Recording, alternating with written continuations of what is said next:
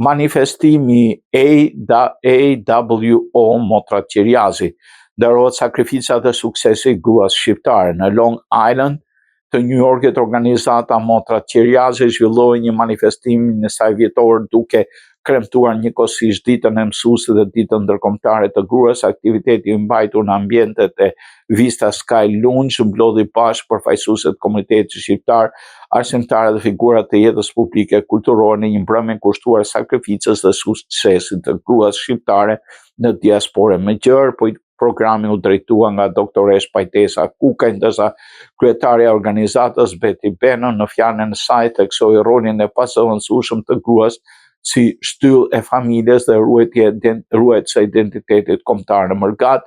Edhe këtë vit Motra Qiriazi ndau çmimin për gratë më frymëzuese të vitit 2026.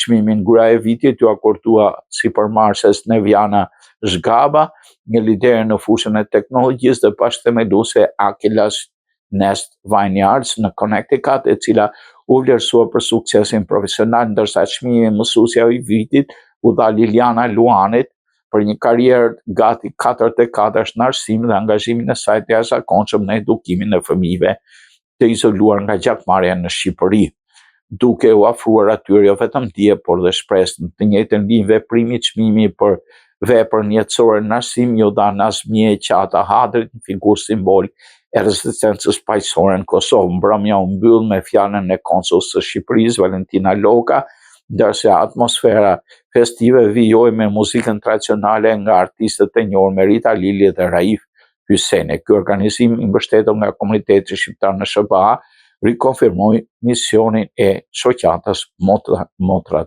Qiriazi.